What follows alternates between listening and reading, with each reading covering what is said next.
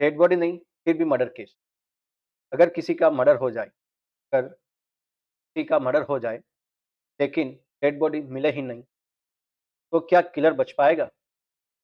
Court बोलेगी body नहीं, murder नहीं। मर्डर तो हुआ, मर्डर तो हुआ। सच जानोगे तो शॉक हो जाओगे। आज मैं आपको सिंपल भाषा में ये समझाऊँगा कि बिना बॉडी भी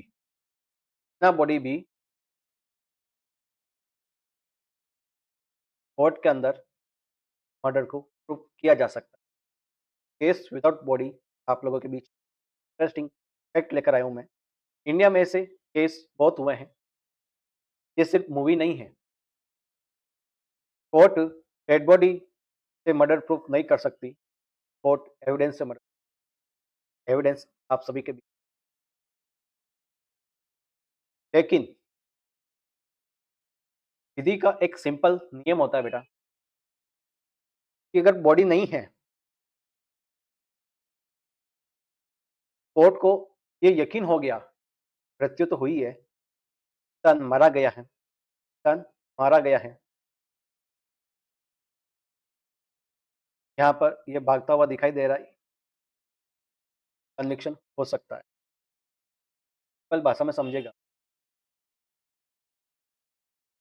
मान लो कि एक आदमी है, वो अचानक गायब हो जाता है, उसका जो ये फोन है गायब है, बैंक अकाउंट इनएक्टिव है, घर वापस पहुंचा ही नहीं, फैमिली से किसी भी तरह का कनेक्शन हुआ ही नहीं। लास्ट बार उसे एक आदमी के साथ झगड़ते हुए देखा गया था, जो सीसीटीवी फुटेज में दोनों कहीं जा रहे थे, दिखाई दे रहा है। लेकिन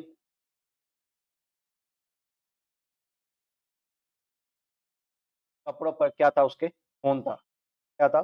कपड़ों पर उसके खून था। फ़ोन की जो लोकेशन है, वो जंगल में मिलती है। फ़ोन की जो लोकेशन है, वो जंगल में मिलती है। लेकिन बॉडी नहीं, लेकिन बॉडी नहीं मिलती। क्या स्टोरी क्लियर है? यहाँ पर कोर्ट बोलती है, यस, यस, मर्डर हुआ है। क्या हुआ है? मर्डर हुआ है। कोर्ट के पास तथ्य रखे गए। वो तथ्य ऐसे थे, जहाँ पर कोर्ट ने चयन दिया सर्कमस्टांसेस एविडेंस। जानते हो? सर्कमस्टांसेस एविडेंस जानते हो? परिस्थिति जन्य साक्ष्य।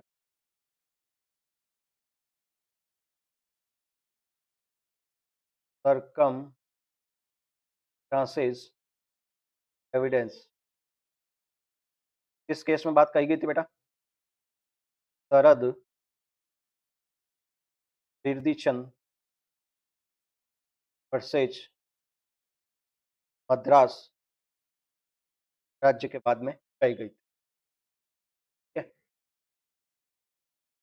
जब डायरेक्ट एविडेंस ना मिले या डायरेक्ट प्रूफ ना मिले,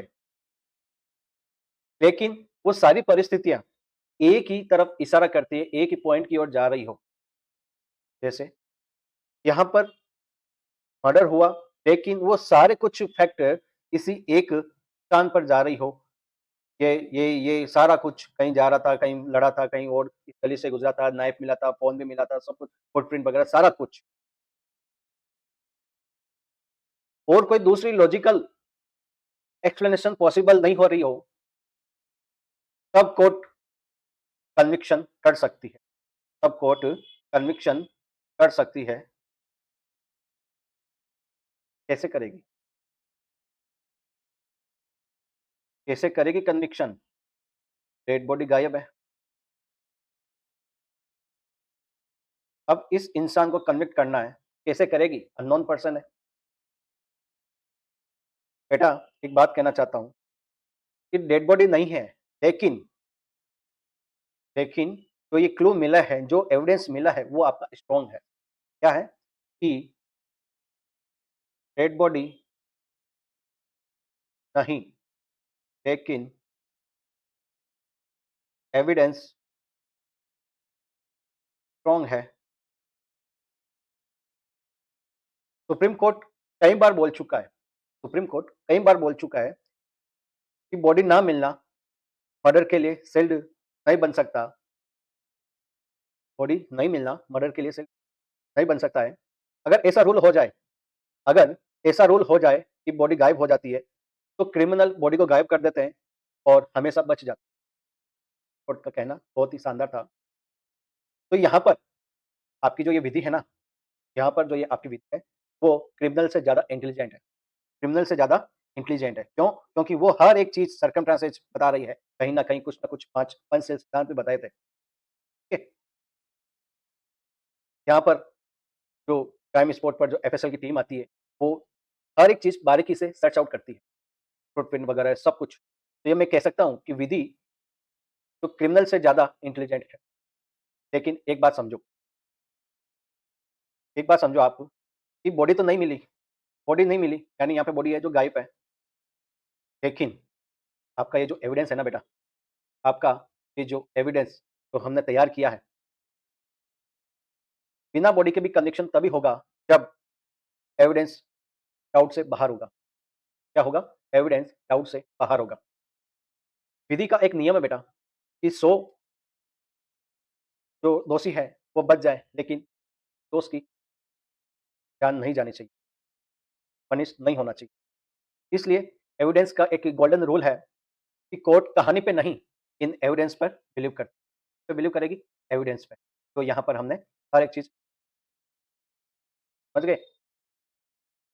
डेड बॉडी नहीं है, डेड बॉडी हो या ना हो, यानी डेड बॉडी हो या ना हो, अगर प्रूफ आपका सॉलिड है, प्रूफ आपका अगर सॉलिड है, तो जस्टिस रुकेगा नहीं, जस्टिस रुकेगा नहीं, जस्टिस होकर रहेगा। ऐसे ही सिंपल लैंग्वेज में समझना चाहते हो, तो आप हमें फॉलो कर सकते हैं, डायरेक्ट अकेडमी और जुड़ी आरजेएस सभी की प्रीवियस आप हमें फॉलो कर सकते हैं। क्योंकि कानून सबके लिए है, केवल लॉयर्स और एडवोकेट, तीसरी जज के लिए नहीं, आप सब लॉ के लिए, लेमैन के लिए फॉलो ज़रूर कर लेना। Thank you so much. कहानी कैसी लगी? कमेंट बॉक्स में ज़रूर बताएँ। कोई बात हो